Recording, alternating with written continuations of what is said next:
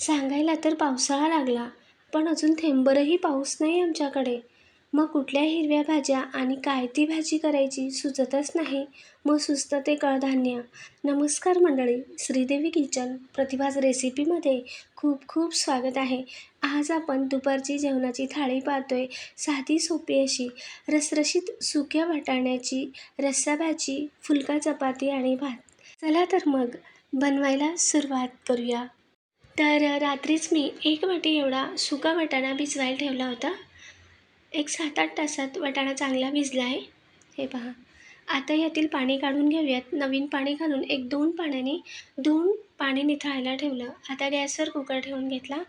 पोहे काढायचे 2 ते 3 चमचे एवढे तेल घातले. यात पाव चमचा मोहरी, अर्धा चमचा जिरे आणि अगदी चिमूटभर एवढे हिंग किंवा पाव चमचा हिंग. मोहरी जिरे चांगले फुटल्यानंतर आता यात पाणी निथळून घेतलेला भिजवलेला वाटाणा घालूयात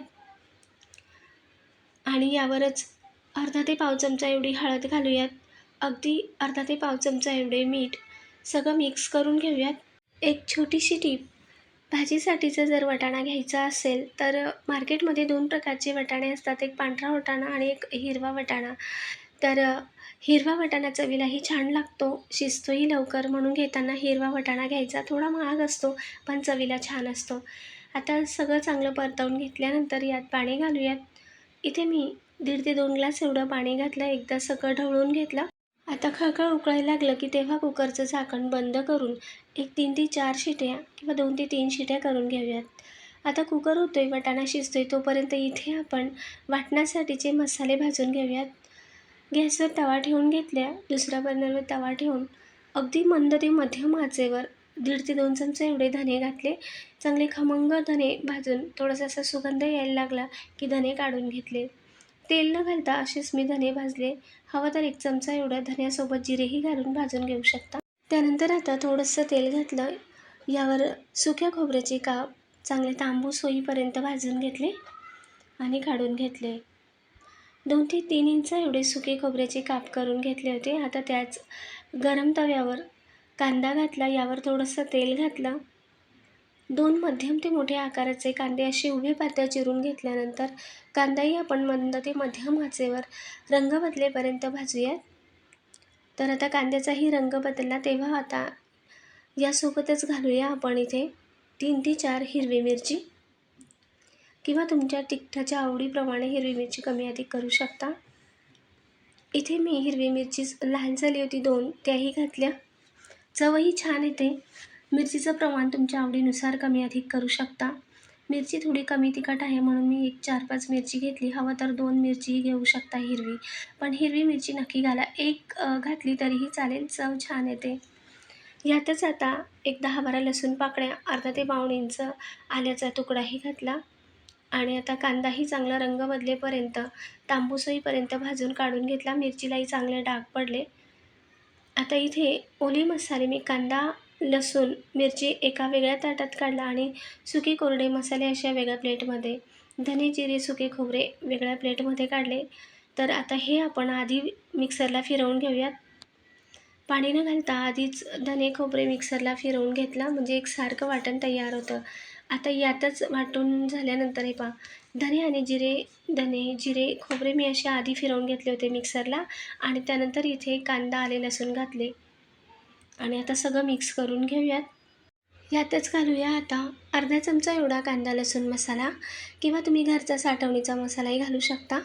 फक्त अर्धा चमचा एवढाच मी मसाला घातला. त्यानंतर इथे मुठभर देठासहितच कोथिंबीर घालूयात. वरून पाणी घालून बारीक असं आता हे वाटण तयार करून घेऊयात.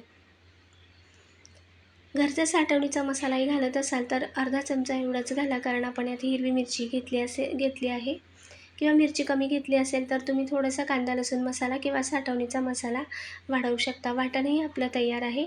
इकडे कुकरही झाला होता, वाटाणेही शिजले होते आणि मी दुसऱ्या बर्नरवर तिकडे कुकरमध्ये भात लावून दिला म्हणून मी एका टोपमध्ये हा वाटाणा काढून घेतला. तर हे पहा, वाटाणाही व्यवस्थित असा शिजला आहे. बरोबर असा वाटाणाही शिजून गेला. मी एका छोट्या भांड्यात काढून घेतला आणि त्याच कुकरमध्ये तिकडे भात होतोय तोपर्यंत आपण इकडे भाजीला बघाणे देऊयात. म्हणजे वाटाण्याची रसरशीत भाजीसाठी फोडणी करूयात. तर गॅसवर कढाई ठेवून घेतली. यात तेल घातले. तेल असे साधारणच गरम होऊ द्यायचे. तेव्हा यात मिरची पावडर घालूया. इथे मी अर्धा चमचा एवढे लाल तिखट घातले, पाव चमचा एवढा गरम मसाला आणि पाव चमचा एवढी हळद घातली आणि यातच अगदी पोहे खाण्याचा 1 चमचा एवढे चणा डाळीचे पीठ किंवा बेसन पीठ आणि कढीपत्त्याची पानं घालून चांगलं हे आता परतवून घेऊयात. गॅस अजिबात मी मोठ्या आचेवर केला नाही, मंद ते मध्यम आचेवरच आहे. फोडणीत थोडीशी चिरलेली कोथिंबीर घातली आणि पुन्हा चांगलं हे तिखट परतवून घेतलं. छान असा सुगंध यायला लागला तेव्हा यात वाटण घालूयात आणि वाटणसुद्धा आता तेल सुटेपर्यंत, रंग बदलेपर्यंत, चांगलं प्रमाण कमी होईपर्यंत चांगलं परतवून घेऊयात. गॅस मध्यम ते मंद आचेवर करूनच वाटणही चांगलं परतवून घेतलं. तोपर्यंत परतवायचं की वाटणाचं प्रमाण कमी होईपर्यंत, चांगलं कडेने तेल सुटते तोपर्यंत वाटण चांगलं परतवून घेऊयात. तर हे पहा आता थोडंसं कडेने असं तेल सुटायला लागलं आहे आणि प्रमाणही कमी झालं आहे. चांगला मसाला परतला की तेव्हा यात शिजवलेला वाटाणा घातला आणि तळापासून एकदा चांगलं मिक्स करून घेतलं. मिक्सरच्या भांड्यात वाटण करून घेतलं होतं, त्यातच पाणी घालून यात ॲड केलं आणि जेवढी आपल्याला रस्साभाजी हवी आहे तेवढं गरम पाणी घालून वाढवून घेतली. तर इतपत मी घट्ट पातळ ही रसरशीत अशी वाटाण्याची रस्साभाजी ठेवली आहे. पहिली उकळी फुटायला लागली की तेव्हा चवीनुसार मीठ घातले. एकदा पुन्हा ढवळून घेऊयात. सगळं चांगलं मिक्स करून घेऊयात. चणा डाळीचे पीठ चांगले तेलात भाजल्यामुळे सुगंधही छान येतो आणि चवीलाही ही रसरशीत अशी रस्साभाजी छान होते. खळखळ अशी उकळी येऊ दिली. तर हे पहा चांगली वाटाण्याची रसरशीत अशी भाजी शिजू दिली. तेवढीच दाटसर आणि घट्टसरही होते. तर एवढी अशी मी इथे घट्टसर ठेवली. भातासोबतसुद्धा ही भाजी छान लागते. तर हे पहा वाटाणा तर आपला आधी शिजला होता, पण एकदा मोठ्या आचेवर खळखळ अशी उकळी आल्यानंतर गॅस मंद ते मध्यम आचेवर करून अजून 2-3 मिनटं भाजी आपली होते, उकळते मंद आचेवर. तोपर्यंत आता आपला भातही झाला होता. तवा ठेवून घेतला आणि आता फुलका लाटून घेऊयात. पटपट असा मग स्वयंपाकही पुढे जातो.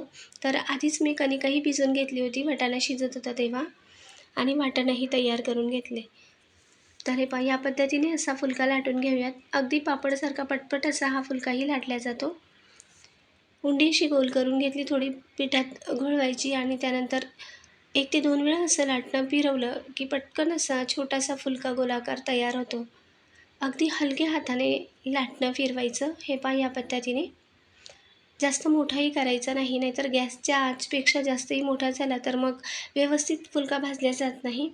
आता हे पहा तवाही मी आधीच ठेवून घेतला होता. मध्यम आचेवर असा तवा गरम होऊ द्यायचा. आपण आधी मसाला भाजून घेतला होता तव्यावर, त्याच तव्यावर आता फुलका बनवते. फुलका भाजून घेते. तर हे पहा या बाजूने जास्त न भाजता पटकन उलट करायचं आणि दुसऱ्या बाजूने मध्यम आचेवर मात्र या बाजूने चांगलं भाजून घ्यायचं. कडेपर्यंत फुलका चांगला भाजायचा.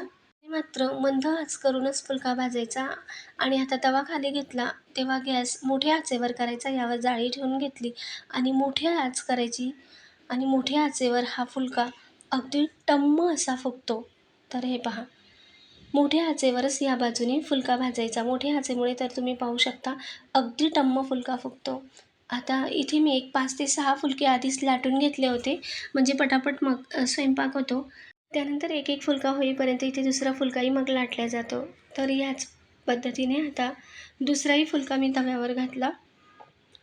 फुलका टाकल्यावर पटकन उलट करायचा आणि दुसरी बाजू मंद ते मध्यम आचेवर तव्यावर चांगली भाजून घ्यायची आणि त्यानंतर जाळी ठेवून गॅस मोठ्या आचेवर करून टम्म असे हे फुलके फुगतात. तर हे पहा तुम्ही पाहू शकता आपण दोघंही बाजूने उलट पालट करतोय तरीही फुलका फुटत नाही किंवा खाली बसत नाही, टम्मच फुगलेले आहेत.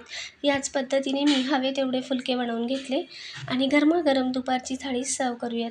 सुक्या वाटाण्याच्या रसरशीत या भाजीसोबत ज्वारीची भाकरीसुद्धा छान लागते किंवा बाजरीची भाकरीसुद्धा मस्तच लागते. कुठलीही भाकरी या रसरशीत मसाल्याच्या वाटण्याच्या सुक्या वाटाण्याच्या भाजीसोबत भाकरी छान लागते. भाकरी नाही म्हणून फुलकासुद्धा खूपच मस्त लागतो. तर मऊ लुसलुशीत असे आपले फुलके झालेत, अजिबात जळाले नाहीत किंवा करपले नाहीत. नाहीतर आचेवर भाजल्यामुळे फुलके जळतात किंवा करपतात. तर दोघंही बाजूने पाहिला तुम्ही फुलका किती मस्त टम्म असे फुगलेले आहेत. फुलक्यासोबतसुद्धा ही भाजी तेवढीच टेस्टी लागते, म्हणून चपातीपेक्षा जास्त फुलक्यासोबत छान लागते. ज्वारी बाजरीच्या भाकरीसोबत किंवा कुठल्याही भाकरीसोबत मस्त आणि फुलक्यासोबतसुद्धा छान. चपातीसोबतही खाऊ शकता. अगदी रसरशीत अशी घट्टसर सुक्या वाटाण्याची भाजी आणि भातासोबत तर ही भाजी मस्तच लागते. अगदी टेस्टी आणि चविष्ट अशी भाजी होते. 2 भाज्या करण्याऐवजी एकच भाजी, शिवाय घरच्याच साहित्यात कमीत कमी मसाल्यात. तर साधी सोपी अशी दुपारची जेवणाची थाळी आवडली असेल तर लाईक, शेअर, सबस्क्राईब नक्की करा हां. कमेंटद्वारेही सांगा. पुन्हा भेटूया. धन्यवाद.